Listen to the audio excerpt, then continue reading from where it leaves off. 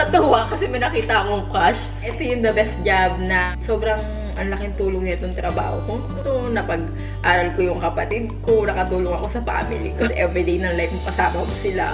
Tapos, ano ba yan? May pahabol na ang agang may. Good morning guys! Last day ko na sa trabaho ko today and I'm very excited pumasok. Kasi kapag yung mga last day mo na parang sarap-sarap pumasok na masaya na malungkot kasi aalis ka. But, paulit-ulit na lang ako dito. So, nagdala ako ng mga chocolate pamimigay ko sa aking mga ka-workmate. Kumbaga, parang pa-thank you na I'm working with you. Thanks, ganyan. Tawa na pag ganun-ganun pa yung lola niya. And, ibigay ko sa supervisor ko. Simpleng ano lang naman, guys. Simpleng thanks. Ano lang. Then, nagdala ako ng malaki kong bag para sa mga gamit ko sa locker ko. Niligpitin na natin. Hindi ko na siya tinupinang maayos. Balikan ko na lang kayo later, guys. Ganito kami tuwing umaga sa trabaho ko. Ito ang aking mga ka-workmate. After work is nagplano kami kumain sa labas at pupunta kami sa Kicking In Seafood kasama ang aking ibang ka-workmate at mga kaibigan. Kakain kami sa Kicking In. Kasama namin ang mga girls at nandun yung iba, sila ate. Medyo nakakalungkot kasi mamimiss ko sila. Ganito kami kadalas kumakain after work. Hindi man ko sila makikita na madalas pero paminsan-minsan makikita pa din naman kami guys. Hindi naman ako masyadong malayo sa city. Mga 1 hour lang guys. Kaya lang hindi na ako magtatrabaho doon. So hindi na mapapadalas ang pagkikita ko sa kanila. So ayun na nga, nag-iisip kami kung anong i-order namin dito. So dito pala iba't ibang seafood yung pwede mong orderin. Pwedeng pang malakihang serve. Pwedeng magkanya-kanya kayo. At ayun na nga, sobrang tagal ng kanila serving dito. So, habang nag-aantay kami ng aming mga food, ayun, nagmaritesan muna kami dito. And finally, after 10 years, dumating na yung aming order. So, umorder kami ng squid with cheese. Meron silang ano, I don't like buhos man. Unboxing. Oh my God. Oh, bongga. At dahil gutom na nga ang lahat, excited na talaga kami kumain guys. Kasi nag-antay kami dito ng 10 years. At may kanya-kanya kaming order. Ayan. Gutom na talaga kami. Paulit-ulit na ako dito guys. Hindi ko na alam kung ano yung sasabihin ko. Anyway, ayan, meron tayong garlic and butter sauce, merong cajun, at ito naman yung in-order din namin. Same kami halos ng in-order. And itong squid, ano nila guys, masarap siya. Una tong dumating, kaya nakakain pa kami. Anyway, let's eat. That's digging. Ayan. Ang sarap nito guys, actually, yung squid fried. And syempre, hindi mawawala yung rice. Rice is life para sa ating mga Pilipina. And yung mga staff din nila dito, guys, mga Pilipina din talaga. So, Pilipina is everywhere. Kahit saan panig ka ng mundo pumunta, may mga Pilipina talaga. Para tayo mga cockroach. Joke lang yun, guys, ha? Baka magalit kayo.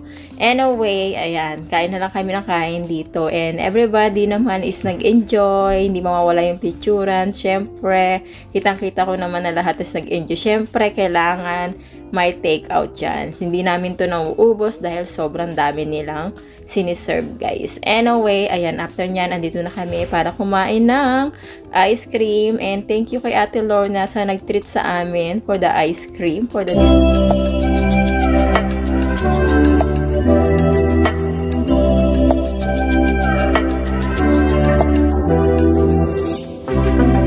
pink champagne, I'm totally vibing.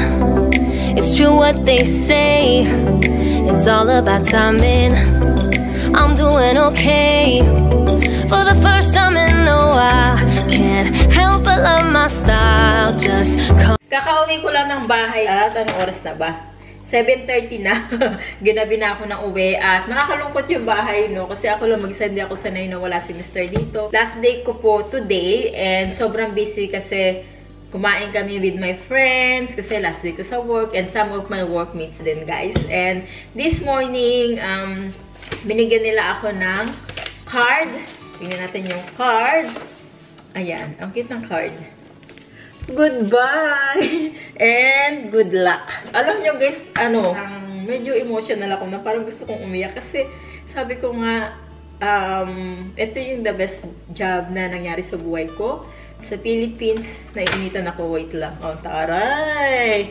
Grabe, kanina tinanggal ko yung seafood ko kasi sobrang busog ako. Kumain kami sa seafood. Kicking In. Then, nag-dessert kami ng ice cream.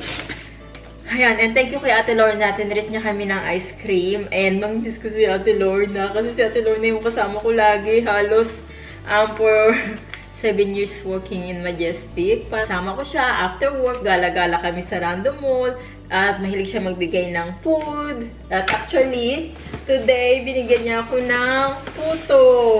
Ayan. Sabi ko kay Ate Lorna, mamimiss ko yung paputo, yung paggawa mo ng cake. Ayan, binigyan niya ako ng puto. Guys, kinain ko na yung isa kanina sa work.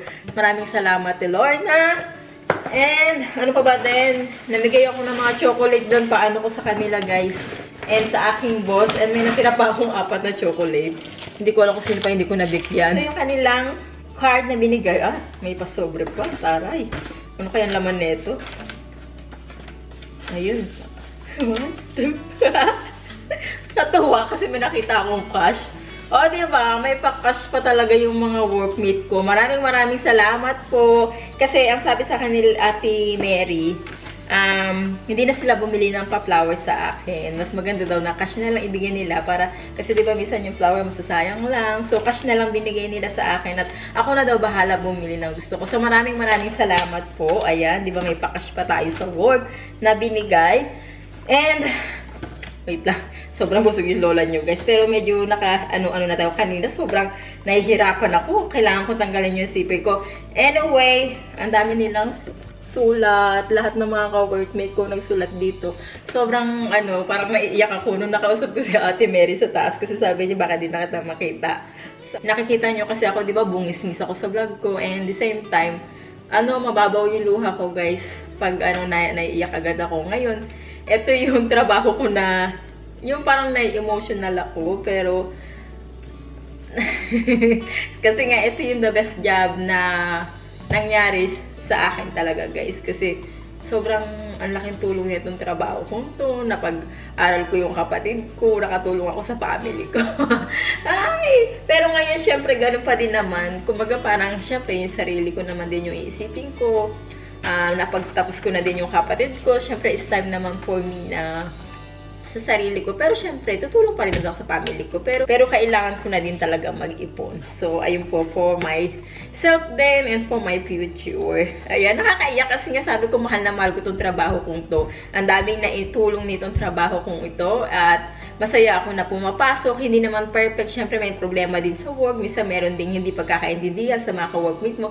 But at the same time, parang nawawala din agad. So, sobrang saya ko sa trabaho ko, guys. Hindi ko to naranasan na ang saya-saya ko pumasok. Then, uuwi ako after work ko, yung ganyan. So, anyway, basahin na natin yung kanilang mga letter. Basahin natin yung una-una. Ito is yung kay Rene. Ito, one of my close friend din sa work ko, si Rene. I hope you enjoy with your new house and you'll be missed.